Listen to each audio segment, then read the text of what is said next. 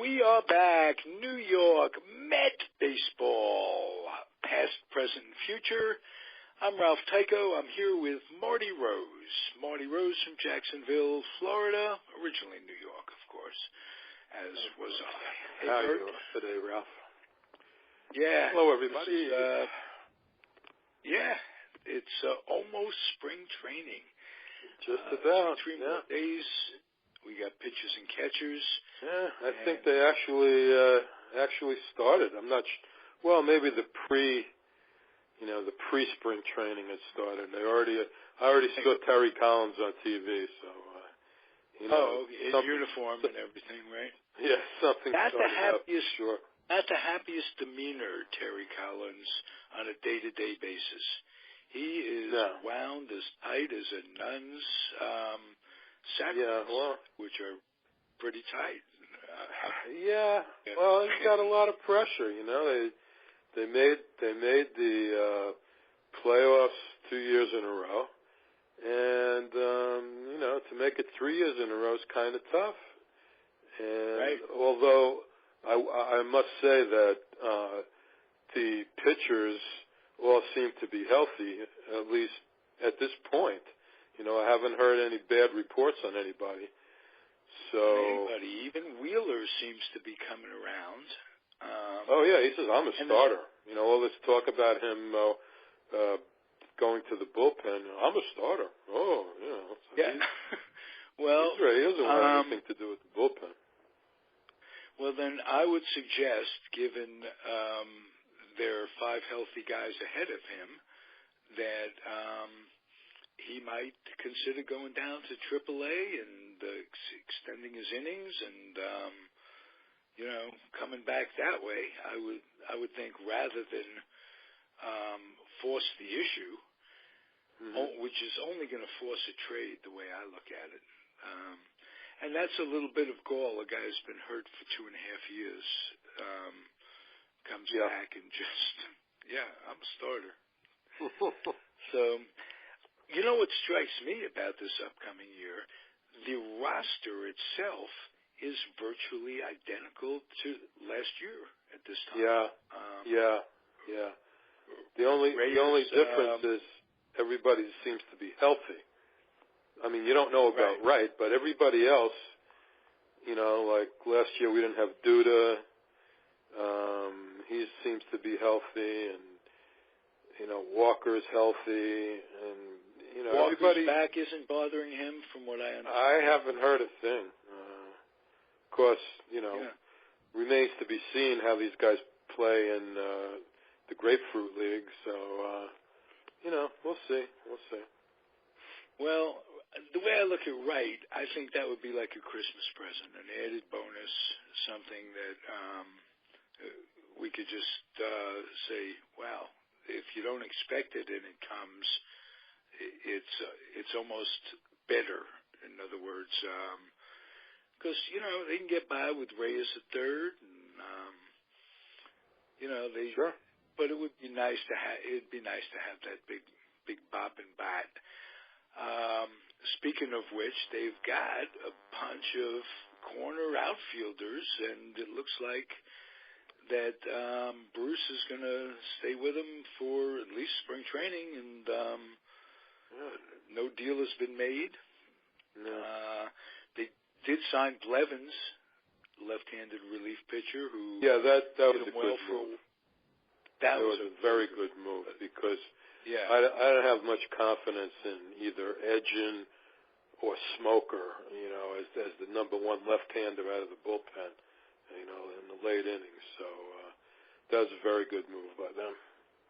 And they got him for 1 year and an option. So, I know I think he wanted 3 years in the beginning, and that's why they didn't sign him at that time. But to get him for 1 year plus an option, then that's great. Yeah, that made my day from that standpoint. I want to play a little kind of a game, not really a game, but if you're in front of your computer, I sent you a link before to the 30 Met prospects they have coming up. And I did this with Wayne on the Yankee show a week or so ago, and I think it would be fun. I like to think of it as the eyeball test in scouting. And let's go down to the line 13, 14, 15, and 16, because there are 30 prospects, and I like to pick long shots on the eyeball test. So they've got pictures of all the prospects and brief little descriptions of what who's coming up, this, that, and the other thing. And I'm looking right at it. Let's start a little graph. Let's start just by looking at these guys, seeing if you like them, or just the name the name or the intensity on their face. Let's pick. You pick a position player and a pitcher, and I'll pick a position player and a pitcher. And on that line, 13, 14, 15, 16? Yeah, start with 15, though. 15, or let's say 16 down. Pick any of those guys. 16 down? Because you were the safety guard monitor in 6th grade.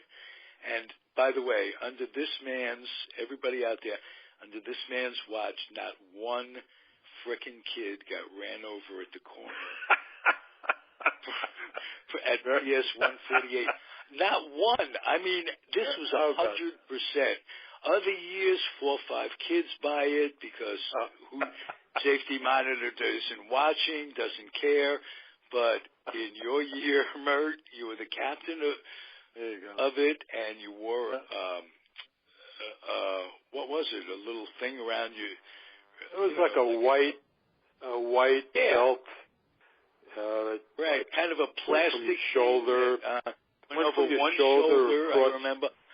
Yeah, across your body to your waist, and and another white thing around the waist, and then everybody had a badge. Yeah, I did have a cap. There were some kids I remember rooting to be run over.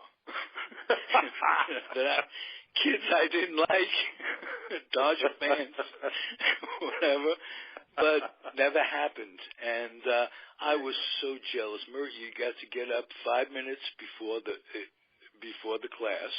Yeah, right. This is not only at the end of the day, but at twice during the class, a cumulative 10 minutes out of Mr. Naitobi's class, standing in the sun most of the time. And at the end of the day. Right. We used to go home for lunch, didn't we? Yes. Do you remember that in grade school? Yes. We used to go home for lunch. I could remember the like tuna block fish and a half sandwich. away. Yeah. I never remembered packing a lunch then. We had it made in those days. It was kind of... All the mothers were home. Yeah. All the mothers were home? No, your dad, actually, I don't remember your mom being home. We've talked about this before. Your dad worked swing shift. Your mom worked during the day. And... but when we were that little... I don't think she was working yet. I could be wrong. I don't remember everything about that, but she did work later on, absolutely. Yeah. Right, and good old days.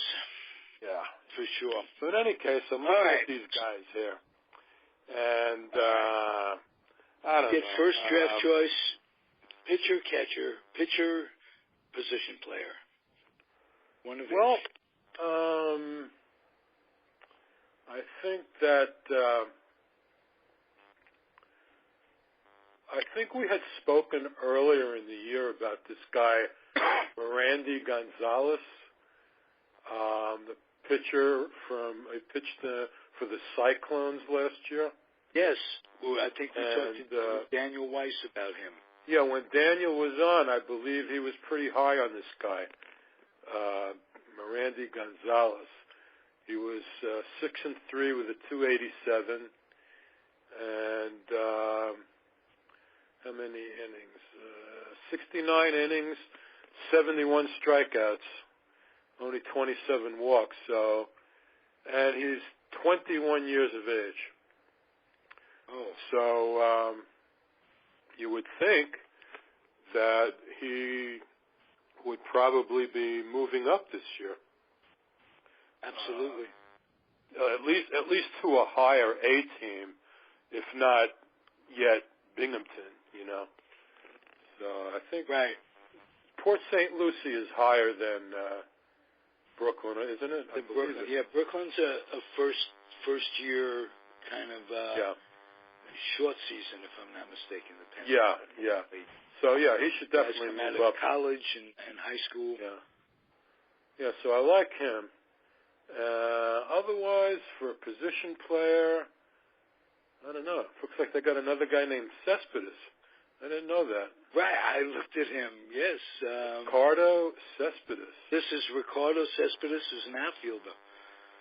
So 19 years of age. With that in mind, that might played for Kingsport. I think Kingsport is another short season, isn't it? I think so. No, I think games. I think it's strong A. It's not a strong A, you know. Appalachian League. He played 56 games, hit .322. Not bad for a 19-year-old kid. Jeez. Not bad at all. Well, I'm looking at a guy. So those are your picks. Yeah. Okay, that's good. I'm looking at a guy, I haven't even opened his stat yet. It's a third baseman. He's got a look on his face. It's David Thompson, 23rd ranked prospect. Okay. Right-handed hitter. He's 23. He was with the Florida State League. He started out with St. Louis and then went to Colorado, it says. So this is like maybe his third. So that's the Florida State League. That's must be Port St. Lucie, right? Right. But boy, from this thing, it looks like this is his third league. Oh, no, it isn't. You're right. It's Port St. Lucie. And then the other one's the Sally League, COL. I don't even, what's COL? I'm not even sure what team that is. Yeah, Port St. Lucie Advanced A. He hit. Yeah, Port St. Lucie is Advanced A, and the Sally League is lower. So, and these stats that's Columbia, I think. Must be Columbia, right? South Carolina. That's probably where it is. Right. The Sally League is the South Atlantic League, and it must be Columbia. So yeah, he hit .294 there. Right. And then when they moved him up to Port St. Lucie, he went down to .265. Played about the same amount of games, like 6-game difference between those two teams. And right. Yeah. So let's watch him. But if anybody's out there and you look at the Met prospects on Major League Baseball, you look at the intensity in this guy's face. Again, it's an eyeball test. This guy looks like he's a competitor, and I like to follow the guys who are competitors. Another guy I'm going to pick, and only because of the name, again, Josh Smoker.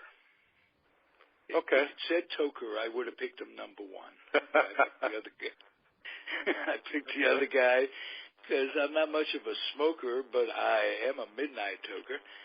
And Josh Smoker is my favorite kind of prospect, a left-handed pitcher. Lefties. He's 28 already. Did you know that? Wow. No, I didn't. Well, he's been up. He did come up a little bit. He didn't pitch badly for the Mets last year.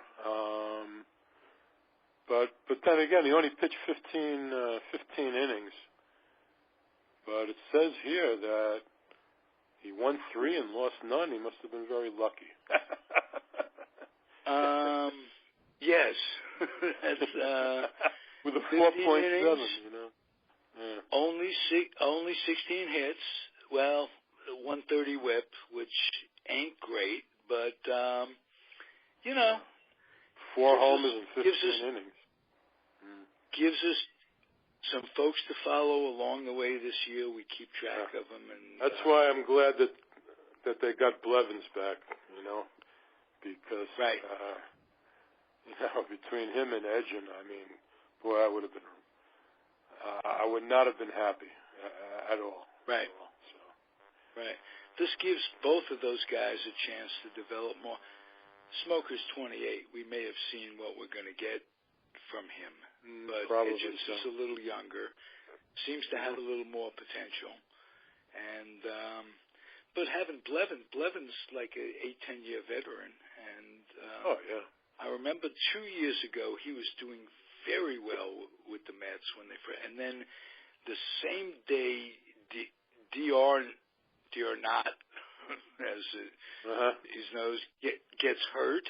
In the same game, Blevins gets a line drive back at him, hits him, and he breaks an arm. So that wasn't good. That's rough. And that was 2 years in a row now with injuries that are that they got as far as they did with the injuries they've had is amazing. How's Sandy Alderson? Do you hear about his health and how he's doing? I think he's doing fine. He was on. Saw him on TV about a week ago, and you know, he sat there for a half an hour. You know, there's a show on the Mets TV channel SNY, where 6 o'clock New York time every night. It's baseball night in New York, and they have, you know, regular guys. They have newspaper guys, and then occasionally they have guests. And I think a week ago, like last Tuesday, he was on. He looked very good, laughing with the guys.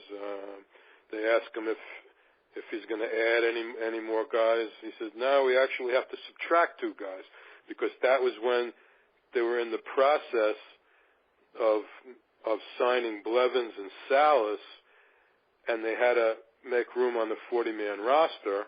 So he said they had to get rid of 2 guys. That's why they DFA'd Ty Kelly and sold Yanoa off to the Orioles to make those 2 roster spots. But Sandy looked very good. I'm sure he's healthy. I'm sure he's very healthy. So that's good, because given everything, he's been around now here in New York for 7 years, 8 years. I don't even know how. Lost whatever it is. Been here for a while. What he started out with, and how he's been able to work the Wilpons for the money to get Cespedes, and he started out as a kind of a caretaker when the Wilpons were having all this financial billings with all, and who would have thought back then that these next few years he would have been so successful. And I'm just thinking that he must have instincts that he's not going to give up Bruce, who's, say what you want, kind of a one-dimensional player, has a lot of holes in his swing, but there aren't that many guys that'll give you 30 home runs.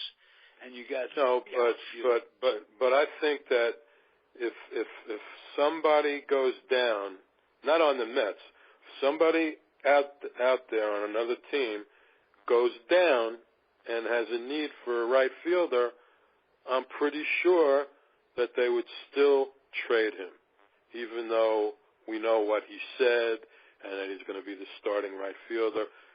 It's just because nothing came up, during the winter at all. Right. That was worth their while. But if somebody goes down out there, then and wants to pick up $13 million, then I'm sure that they would deal him because they got an overflow of guys out there. Okay. The Conforto situation, do you start him at AAA, Las Vegas? Would that, difficult situation. I know they want him to play every day, but he's going to eventually. If you keep him in center field, he's going to hurt you out there. I know, he made a few plays, but Granderson played pretty well in center field last year. He did. Yeah. I would say that with Lagares backing him up or coming in late innings, or against a tough left-hander. Yeah, and that also frees them up, gives them a little option. Say they did trade Bruce for a reliever, God forbid a catcher. You wouldn't want to improve on what you got. Keep that tradition going. But if they did, they'd still, with Conforto and Lagares, they'd still be somewhat deep outfield-wise. Yeah. Mm-hmm. It also encourages me that Dude is coming back. Now you're talking and he's pretty good defensively compared to. Yes, he is. He's definitely improved since he first came up. Yeah, he's made good strides defensively for sure. Yeah. Right. So that part is encouraging. Walker stays healthy. Cabrera had a great year. I can't say that I'd be surprised if he didn't live up to that this year. I would be very surprised. Right. Yeah, I don't think he could duplicate what he did last year. No, but if Wright has a semblance of coming back, and they can count on him for 80 games, 100 games, then you got some. Then you have some depth where you can put Flores in there once, twice. Once at third, once at short, once at second, rotate him around. You're going to want to rest Walker more anyway, coming back from back problems. Reyes is certainly capable of playing shortstop. In days that Cabrera may be down and Wright healthy. I just have to say that they're not, wild guess, not being Nostradamus, they're not going to have as many injury problems as they did last year. Just by the pure odds of it. The number of, that's true. Right. Mm-hmm. And what I'm really hoping they do, given that they do have all this potential power, 30 home runs in the outfield, Duda could be 30 home runs. I'm not going to say what Wright could be. We have no idea. If we got 15 home runs and 110 games out of Wright, we'd have to be delighted on some levels. But with that excess of hitting, big ifs, letting Rivera play every day, who is clearly a better thrower than either of those two catchers, and showed a little pop himself, a little gap power. I think it would be an upgrade. I understand they got a new catching coach this year, and and they did an interview with Darno, and he says this guy seems to be helping him quite a bit defensively and throwing. So we'll see. we'll see if if there's any difference from what we saw last year. I would hope so. That's for sure. Yes. But, yes, you gotta hope so. In any case, I'm looking at their top, the Mets' #1 prospect. So this guy Rosario. Yeah. And the current shortstop there, this is his last. He's on a 2-year deal, I think. I think this is his last year.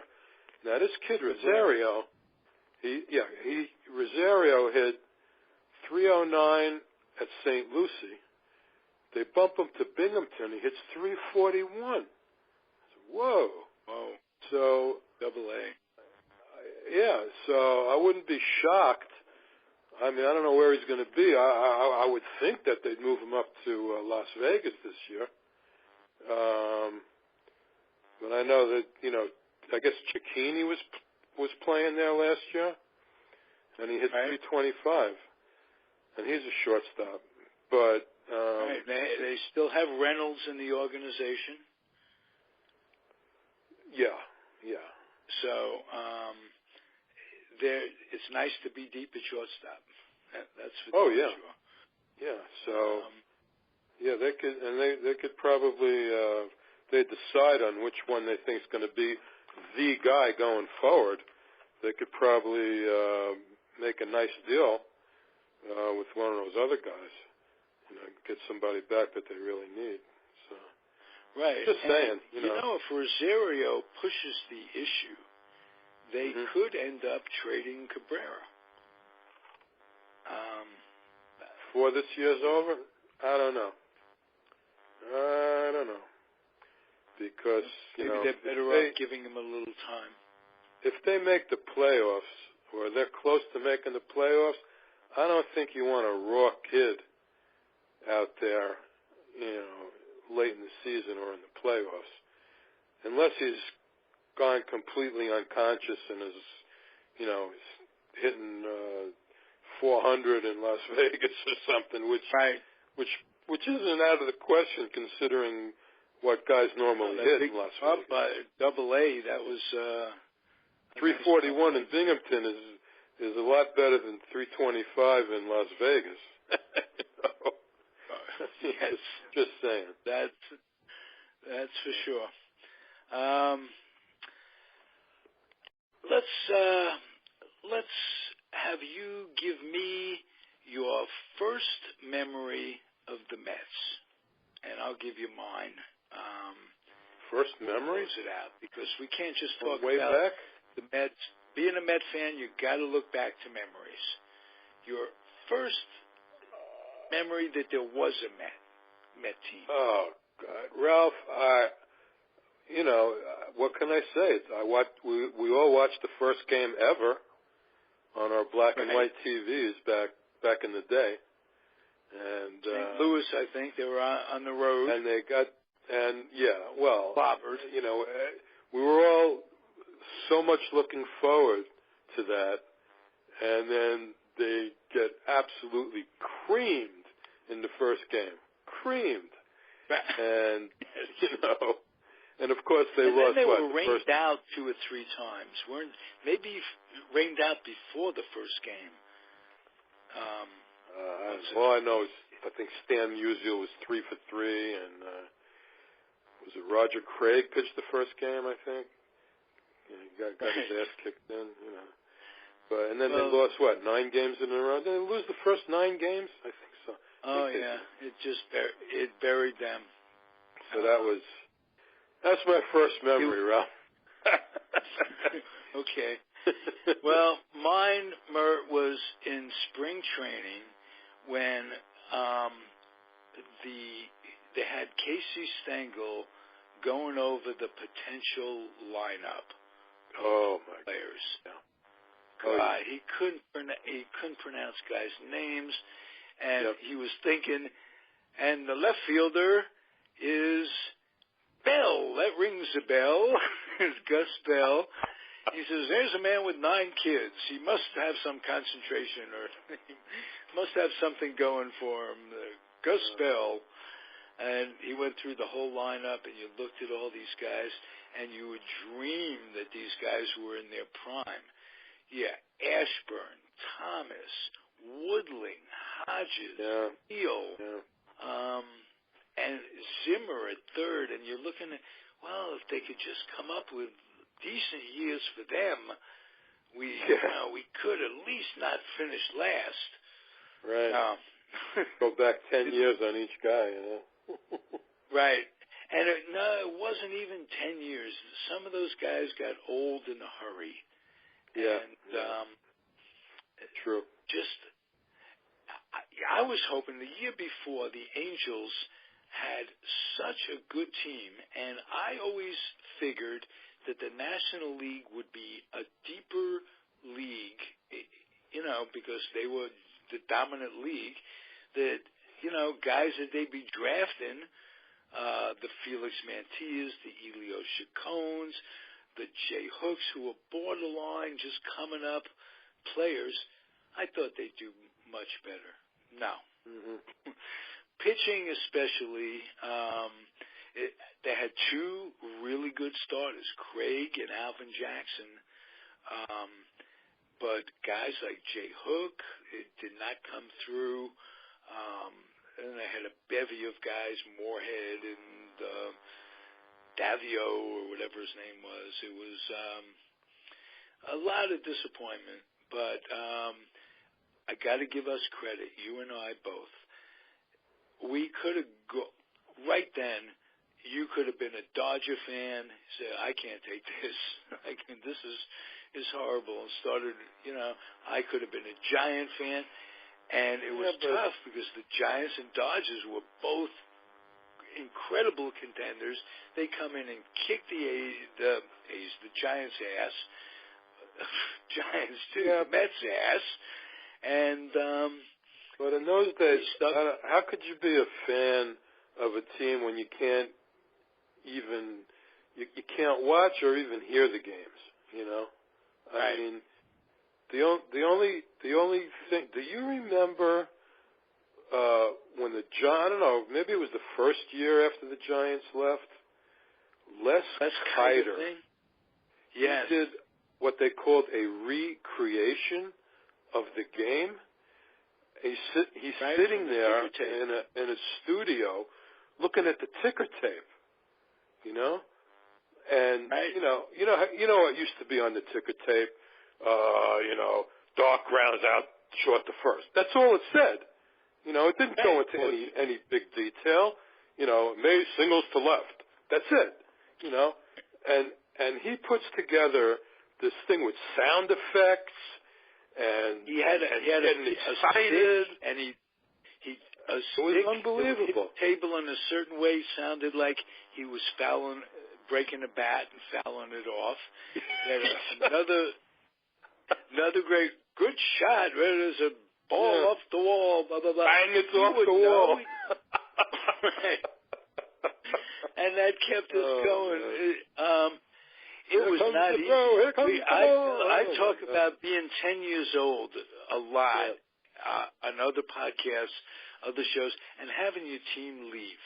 And that's why I think it's baseball's right. It's their obligation to keep these teams in the same cities and not disappoint kids that reach a certain age. You follow them since you're 5 or 6.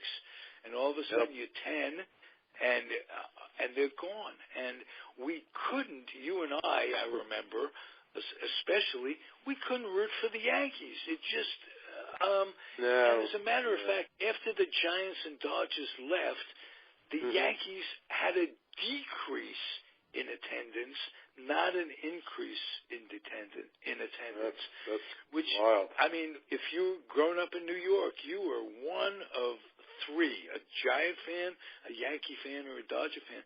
And it wasn't easy to just switch allegiances like that. So, no. I know for me, I floundered for like 5 years. I didn't, we went to Yankee Stadium an awful lot. We got to see some terrific teams. Oh, yeah. But it was hard for me to conjure up a rooting interest for a long, long time. And plus, I was a kid. I had no appreciation of what someone like Mantle was going through with his rehabs and right. how hurt he really was and the extent of his injuries. But now I look back, I think, wow, the guy's just thinking about that lineup gives me thrills. Well, Mantle was just Mantle was like a superstar in himself. He was at the time. I would have to say, looking back at New York superstars, I would put Mantle there with like Joe Namath. They're iconic not just because of their abilities on the field. Yeah. It's almost like it was just this aura about unbelievable. Yeah, I mean, you just stopped when he came up to bat. Whatever you were doing, you just stopped to watch. Even if you weren't paying 100% attention to the game, he came up, you were watching. And you watch every move. He'd run out to center field or run back in, and he'd have his glove tucked up in his arm, and everybody would imitate his gestures. I mean, Willie too. Willie with the basket catch and the cap flying off. Good times in New York, I'll tell you. They were. What a time to grow up. Really. Absolutely. Yep.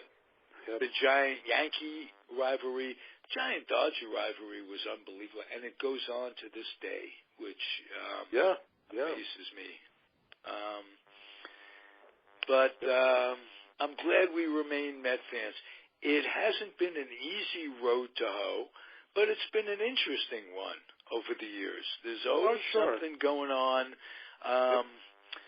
We didn't even talk tonight about one of the big question marks in the pitching staff is Familia and whether or not they're going to come down on him. They're going to give him 30 days, 50 days. What are they waiting for? I don't understand it. What are they going to do? Wait like a week before the season starts? Now, he's playing in the that's cruel to the player. That's cruel to the team. Well, he is playing in that international thing that they're having this year. The World Baseball thing that they're having. He is. Well, maybe they're waiting till after that's over, and maybe they let the Mets know. Maybe. I don't know. They're saying they're gathering information. How much information? The case has been open and shut since November, months right? now. Yeah, right. That's ridiculous. I don't get it. Any news on Mejia? I mean, I know it's a lifetime suspension, but that can be appealed. I thought I heard somewhere that he was going to, try to get back in somehow, or whatever process that he would have to go through to request reinstatement. I heard something about him possibly doing that, but I mean, I don't see the Mets ever giving him another shot after what he did. I mean, come on. Even if they let him back into baseball, I think the Mets have probably had it with him. I would. Yeah. I mean, how many chances do you give him? And again, for them to have Familia in the first place, in the pipeline, was very fortuitous. Very few teams are deep enough. And they've got Reed going and Gazelman and Lugo. I think this is going to be a very good year. And I will qualify that by just saying, barring injury. And I'll bet that every team in baseball, you have guys like us talking about their team, they're saying the same thing. Well, barring injuries, it'd be great. Very, very unknown. And maybe we could get somebody on and do a show about these injuries. We talk about the pitching staff. It's not just that. It's the oblique muscles and muscles we never heard of, core and this and that. Quad. Quad, right. Hamstrings have always been there. That's not much of a surprise. But well, they're being more specific now with the injuries, Yes. I guess because of the MRIs these days, that they can tell exactly which muscle it is, and they tell you, this is it right here. So, right. Yeah. Medical science. Medical science. Let's. I hope we'll use it so we could be alive and healthy in the head at 95. We could be doing this. The key is healthy in the head. You could. Well, that's true. Nice that to is be true. old, but not elderly old. Well, you gotta keep your wits about you. Absolutely. Yeah. All right. Mert, this is always a pleasure. We will be back when we get back Ralph. pretty soon. Couple of weeks. Good. Couple of weeks, 2 weeks, and then by that time, spring training will be going. We'll be playing exhibition games by then, pretty much. Last week of February. Yeah. Right. We'll have something to talk about that's current and interesting. These last few weeks before baseball are tough. I mean, yes, they are. Very tough. You would think it'd be easier after the Super Bowl. Days go very long. So there's really nothing to look at. Although I'm not really much of an NBA fan anymore. So I do like the college games. When there's a good college game, I do watch it. The college hoops. I like the good college hoops. Lumpkin was telling me that there's like 150 games to choose from a weekend. Oh, there's a lot. Yeah, there's a lot. Yeah. Absolutely. So that part, college game has really lost me to a certain extent when the one and gone thing. Great player will come in, spend 1 year, and he's off to the pros. Yep. It's become a minor league. Yeah, and it's so much. Basically the whole season is March Madness. When you got 68 teams going to the tournament, I mean, it doesn't put a lot of pressure on the regular season. So, but still, you watch a North Carolina Duke, it's a good game. All you want to see is a good game, and these guys are trying to win. That's what I like about the college game the most. They're trying to win every game. They're not resting guys because they're playing the fourth game in 3 nights or something like that. They're trying to win every game, and they play like they want to win every game. So that's what's good about watching the kids. Yeah. All right, Mert. Thank you for being a part of this. It makes my Monday night. How about that? Good, Ralph. See you in a couple of weeks. Say hi, well. Egg. The move. I know your move is coming up. Mert's moving from one house to another in Jacksonville. It's always stressful. Please take it easy and let the young guys. Let you know how it goes. Okay. All right. Say hello to Tally. Be good. We'll see you next week. Everybody out there, keep on keeping on.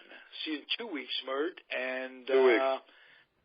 Thank you, everybody, for listening. Thanks. And give us feedback on Facebook. It's the Comfortably Zoned Radio Network. I'm Ralph Tyko. This was my pleasure to be partnered up with my second grade buddy, Mert. Marty Rose, Jacksonville, Florida. Everybody, see you soon. Adios.